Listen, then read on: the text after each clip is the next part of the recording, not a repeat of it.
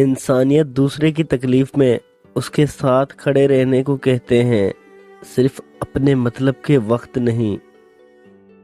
جب کبھی مایوس ہونے لگے تو اللہ کی مہربانیوں کو یاد کر لیا کرو، پرسکون ہو جاؤ گے۔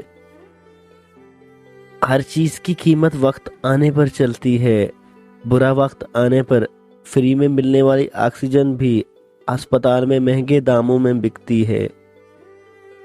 جب انسان اپنے اندر مقیم ذات سے مخاطب ہونے لگتا ہے تو اس کا باہر سے رابطہ خاموشی کی صورت میں رہ جاتا ہے۔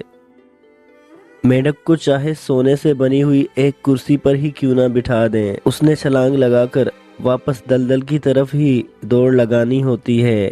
بس اسی طرح کچھ انسان ہوتے ہیں، ان کی جتنی عزت افزائی کر لیں، انہوں نے اپنا سلوک، اپنے اخلاق اور اپنے برتاؤ سے اپنے آپ کو ذلیل ثابت کر کے ہی رہنا ہوتا ہے۔ میرے استاد جی کہتے تھے کہ عقل گھر میں بیٹھ کر کاجو بادام کھانے سے نہیں، بلکہ گھر سے نکل کے باہر دنیا میں دھکے کھانے سے آتی ہے۔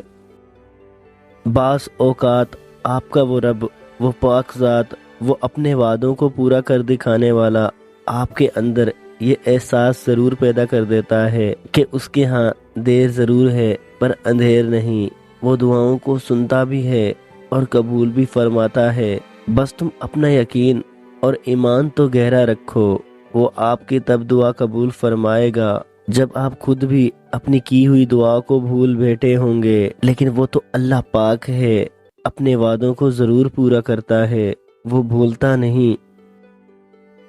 انتظار بہت مشکل چیز ہے، بڑا صبر کرنا پڑتا ہے کچھ پانے کے لیے۔ اس دنیا میں اللہ انسان پر بار بار برا وقت اس لیے لاتا ہے کیونکہ انسان اپنے ارد گرد لوگوں کا مجمع ہوتے ہوئے بھی، اپنے اپنوں کے درمیان ہوتے ہوئے بھی خود کو اکیلا محسوس کرتا ہے۔ اللہ تعالیٰ چاہتا ہے انسان اپنی حیثیت جانے، اپنی تنہائی کو محسوس کرے، کیونکہ کل کو وہ صرف اکیلا ہوگا، تنہا ہوگا، لوگ اسے سہارا دینے کے لیے بھی کہیں نہیں ہوں گے سوائے اللہ کے۔ وہ چاہتا ہے انسان دنیا میں اپنا سہارا پہچان لے اور پھر کبھی بے سہارا نہ رہے۔